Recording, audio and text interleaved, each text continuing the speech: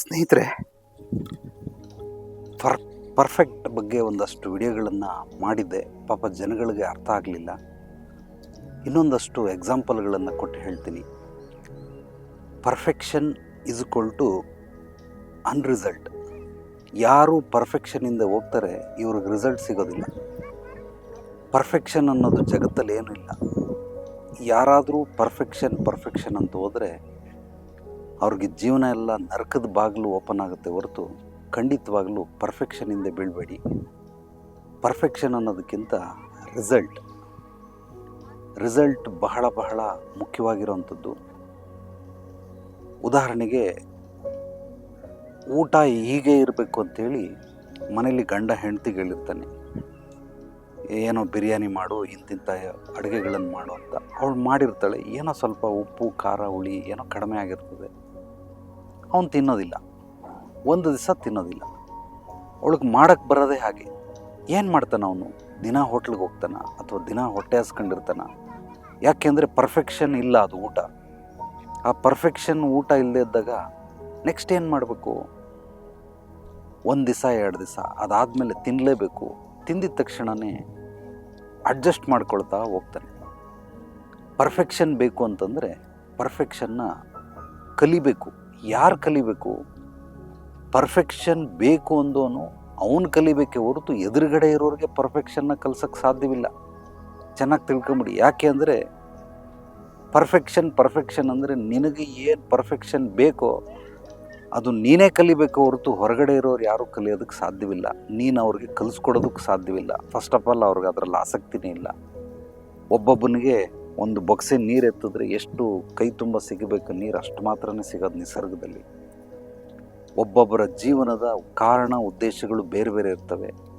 So ಆದ್ದರಿಂದ ಪ್ರತಿಯೊಬ್ಬ ಮನುಷ್ಯ ಏನು ಮಾಡಬೇಕು, ಏನು ಮಾಡಬಾರ್ದು, ಹೇಗೆ ಮಾಡಬೇಕು, ಈ ಒಂದು ಅತ್ಯದ್ಭುತವಾದ ತ್ರಿಶಕ್ತಿಗಳನ್ನು ತಿಳ್ಕೊಳ್ಬೇಕು. ಯಾವಾಗ ಇದನ್ನು ತಿಳ್ಕೊಳ್ಳೋದಿಲ್ಲ, ಪರ್ಫೆಕ್ಷನಿಂದ ಹೋಗ್ತೀನಿ ಅಂದರೆ ನಯಾ ಪೈಸದ ಉಪಯೋಗ ಇಲ್ಲ. ನೀವು ಪರ್ಫೆಕ್ಷನ್ ಇಷ್ಟಪಡಂಗಿದ್ರೆ ಕೇವಲ ನಿಮಗೆ ಸ್ವಯಾರ್ಜಿತವಾಗಿ ಅಂದರೆ ಸ್ವಯಂಕೃತವಾಗಿ ಮಾಡಬೇಕೇ ಹೊರತು ಬೇರೆಯವ್ರಿಗೇನಾದರೂ ಪರ್ಫೆಕ್ಷನ್ ಮಾಡು ಅಂತ ಹೇಳಿದ್ರೆ ಅಲ್ಲಿ ಸ್ನೇಹ ಸಂಬಂಧಗಳಿಗೆ ಹುಳಿ ಹಿಂಡ್ದಂಗೆ. ಅದು ಯಾವುದು ಬದುಕೋದಿಲ್ಲ, ಸತ್ತೋಗ್ಬಿಡ್ತವೆ. ಖಂಡಿತವಾಗ್ಲೂ ಯಾವುದು ಸತ್ತೋಗುತ್ತೆ. ಕೆಲವರು ಇಗ್ನೋರ್ ಮಾಡ್ತಾರೆ, ಕೆಲವರು ಬಿಟ್ಬಿಟ್ಟು ಹೋಗ್ಬಿಡ್ತಾರೆ, ಕೆಲವರು ಜಗಳಕ್ಕೆ ಬರ್ತಾರೆ.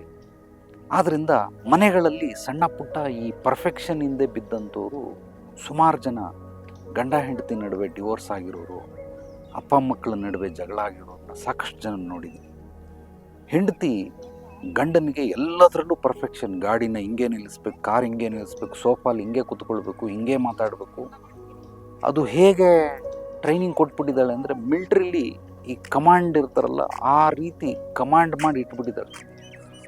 ಅವನಿಗೂ ಪಾಪ ಕೆಲವರು ಗಂಡಸು ಅಂತ ಹುಟ್ಟಿರ್ತಾರಷ್ಟೇ, ಆದರೆ ಖಂಡಿತವಾಗಲೂ ನನಗನ್ಸುತ್ತೆ ಆ ರೀತಿ ಇರೋದಿಲ್ಲ. ಯಾಕೆ ಅಂತಂದರೆ ಫುಲ್ ಅವಳು ಹಿಂಗೆ ನೆಟ್ಟಗೆ ಕೂತ್ಕೊಂಡ್ರೆ ನೆಟ್ಟಗೆ ಕೂತ್ಕೊಳ್ತಾಳೆ, ಸೋಫಾ ಮೇಲೆ ಕೈ ಇಡಿದ್ರೆ ಕೈ ಇಡ್ತಾಳೆ, ಊಟ ನಿಂಗೆ ಬಾಯಿ ಮುಚ್ಕೊಂಡು ಅಗಿ ಅಂದರೆ ಬಾಯಿ ಮುಚ್ಕೊಂಡು ಅಗಿತಾನೆ. ಇದು ಒಂಥರ ನಾಯಿ ಪಾಡಾಗೋಯ್ತು, ನಾಯಿ ಜೀವನ ಆಗೋಯ್ತು. ಆಕೆ ಗಂಡನ್ನ ಕಟ್ಕೊಳ್ಳೋದಕ್ಕಿಂತ ನಾಯಿನೇ ಕಟ್ಕೊಂಡ್ಬಿಟ್ಟಿದ್ರೆ ಇನ್ನೂ ಅದ್ಭುತವಾಗಿ ಜೀವನ ನಡೆಯೋದು. ಕೆಲವ್ರು ಏನು ಮಾಡೋಕ್ಕಾಗಲ್ಲ, ಎದುರಿಸೋ ಶಕ್ತಿ ಇರಲ್ಲ. ಅದಕ್ಕೋಸ್ಕರ ಹೇಳ್ದಂಗೆ ಕೇಳ್ತಾರೆ. ಯಾಕಮ್ಮ ಹಿಂಗೆ ಮಾಡ್ತೀಯ ಅಂದರೆ ಪರ್ಫೆಕ್ಷನ್. ಲೈಫಲ್ಲಿ ಪರ್ಫೆಕ್ಷನ್ ಬಿಟ್ಟು ಬೇರೆ ಏನೂ ಇರೋದಿಲ್ಲ ಅಂತ. ನೀನು ಪರ್ಫೆಕ್ಷನ್ ಅದ, ನಾನು 1000% ಪರ್ಫೆಕ್ಷನ್ ಇದ್ದೀನಿ ಅಂತ ಹೇಳ್ತಾಳೆ. ಇಲ್ಲಿ ಪರ್ಫೆಕ್ಷನ್ ಅಂದರೆ ನಿಜವಾಗ್ಲೂ ಅರ್ಥ ಇಲ್ಲ. ಪರ್ಫೆಕ್ಷನ್ ಏನು, ಯಾವುದ್ರಲ್ಲಿ ಪರ್ಫೆಕ್ಷನ್ ಇರಬೇಕು? ಈ ಯಾರ್ಯಾರು ಪರ್ಫೆಕ್ಷನ್ ನೋಡ್ತಿರಲ್ಲ, ನೀವೆಲ್ಲ ಇಂಜಿನಿಯರ್ ಡಿಪಾರ್ಟ್ಮೆಂಟಿಗೆ ಬಂದ್ಬಿಡಿ. ಅಂದರೆ ಆರ್ಕಿಟೆಕ್ಚರ್, ಬಿಲ್ಡಿಂಗ್ ಕಟ್ಟೋದಕ್ಕೆ, ಈ ಕಾರ್ಪೆಂಟ್ರ್ ಕೆಲಸ ಮಾಡೋದಕ್ಕೆ, ಇಂಥವ್ಗೆ ಬಂದ್ಬಿಡಿ. ಇದರಲ್ಲಿ ಪರ್ಫೆಕ್ಷನ್ ಬೇಕು. ಈಗ ಯಾವುದೋ ಒಂದು ಕಾರ್ ಮ್ಯಾನುಫ್ಯಾಕ್ಚರ್ ಡಿಪಾರ್ಟ್ಮೆಂಟ್, ಅಲ್ಲಿಗೆ ಹೋಗ್ಬಿಡಿ. ಪರ್ಫೆಕ್ಷನ್ ನಿಮ್ಗೆ ಅದ್ಭುತವಾಗಿ ಸಿಗ್ತದೆ. ನಿಸರ್ಗ ಪರ್ಫೆಕ್ಷನ್ ಇಲ್ಲ. ಎಲ್ಲಾದರೂ ಸಮತಟ್ಟವಾದ ಭೂಮಿ ತೋರಿಸಿ ನೋಡೋಣ. ಯಾವುದಾದ್ರೂ ಬಂಡೆ ಇಂಥ ಪರ್ಫೆಕ್ಟಾಗಿ ಸ್ಕ್ವೇರ್ ಇದೆ, ಪರ್ಫೆಕ್ಟಾಗಿ ರೌಂಡ್ ಇದೆ, ಯಾವುದಾದ್ರೂ ಬಂಡೆ ತೋರಿಸಿ ನೋಡೋಣ. ಮರಗಳೆಲ್ಲ ಒಂದೇ ಯೂನಿಫಾರ್ಮ್ ಥರ ಒಂದೇ ಗಾತ್ರದಲ್ಲಿ ಒಂದೇ ಎತ್ತರದಲ್ಲಿ ಇದೆ, ಎಲ್ಲಾದರೂ ತೋರಿಸ್ಬಿಡಿ ನೋಡೋಣ. ನಿಸರ್ಗದಲ್ಲಿ ಯಾವುದು ಪರ್ಫೆಕ್ಷನ್ ಇಲ್ಲ, ಎಲ್ಲ ಇನ್ಪರ್ಫೆಕ್ಷನ್. ಇಷ್ಟ ಬಂದಂಗೆಲ್ಲ ವಿಚಿತ್ರವಾಗಿರ್ತವೆ, ವಿಚಿತ್ರವಾಗಿರ್ತವೆ. ಆದ್ದರಿಂದ ದಯವಿಟ್ಟು ಪರ್ಫೆಕ್ಷನಿಂದ ಹೋಗ್ಬೇಡಿ. ಪರ್ಫೆಕ್ಷನ್ ಕೇವಲ ಕೆಲಸದಲ್ಲಿ, ಜೀವನದಲ್ಲ ಪರ್ಫೆಕ್ಷನ್, ಕೆಲಸದಲ್ಲಿ ಹೇಳಿದ್ನಲ್ಲ, ಆರ್ಕಿಟೆಕ್ಚರ್, ಬಿಲ್ಡಿಂಗ್ ಕಟ್ಟೋದಕ್ಕೆ ಕೆಲವೊಂದು ಮ್ಯಾನುಫ್ಯಾಕ್ಚರ್ಗೆ ಪರ್ಫೆಕ್ಷನ್ ಬೇಕಾಗುತ್ತೆ. ಲೆಕ್ಕದಲ್ಲಿ ಕೆಲವೊಂದೆಲ್ಲ ಕೆಲಸಗಳಿರ್ತವೆ. ಇಂಥವ್ರನ್ನೆಲ್ಲ ಪರ್ಫೆಕ್ಷನ್ ಹುಚ್ಚಿಡ್ದಿರೋರನ್ನ ಅಂಥ ಡಿಪಾರ್ಟ್ಮೆಂಟಿಗೆ ತಗೊಂಡು ಕೊಟ್ಬಿಡ್ಬೇಕೆ ಹೊರತು ಸಂಸಾರದಲ್ಲಿ ಪರ್ಫೆಕ್ಷನ್ ಆಗಕ್ಕೆ ಸಾಧ್ಯವೇ ಇಲ್ಲ. ಸಂಸಾರ ಅಂತಂದರೆ ಫ್ಲೆಕ್ಸಿಬಿಲಿಟಿ, ಅದೊಂಥರ ಎಲಾಸ್ಟಿಕ್ ಥರ ಎಕ್ಸ್ಪೆಂಡ್ ಆಗಬೇಕು, ಬೆಂಡ್ ಆಗಬೇಕು. ಈ ಸಂಸಾರ ನಡೆಸೋದಕ್ಕೆ ಪರ್ಫೆಕ್ಷನ್ ಏನಾದರೂ ಬಂತು ಅಂದರೆ ತಲೆಗಳು ಉರುಳೋಗ್ಬಿಡ್ತವೆ. ಅದು ಎಲ್ಲೆಲ್ಲೋ ಹೋಗಿ ಏನೇನೋ ಆಗಿ ಕೊನೆಗೆ ಯಾರೂ ಉಳಿಯೋದಕ್ಕೆ ಸಾಧ್ಯವಿಲ್ಲ.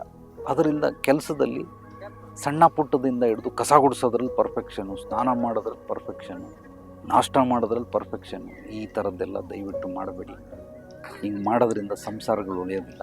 ಕೇವಲ ಕೆಲವೊಂದು ಕೆಲಸಕ್ಕೆ ಮಾತ್ರ ಪರ್ಫೆಕ್ಷನ್ ಸೀಮಿತವಾಗಿರುತ್ತೆ ಹೊರತು ಅದನ್ನು 360 ಡಿಗ್ರಿಯಲ್ಲಿ ಮಾಡುವಂಥ ಅವಶ್ಯಕತೆ ಇಲ್ಲ.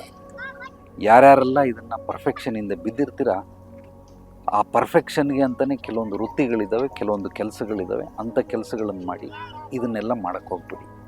ಸೊ ನಾನು ಹೇಳೋದು ಕೆಲವ್ರಿಗೆ ಹರ್ಟ್ ಆಗಿರ್ಬೋದು, ಆದರೂ ಕೂಡ ಯಾವಾಗಲೂ ಸತ್ಯ ಕಹಿಯಾಗೇ ಇರುತ್ತೆ ಹೊರತು ಸಿಹಿಯಾಗಿರೋದಕ್ಕೆ ಸಾಧ್ಯವೇ ಇಲ್ಲ.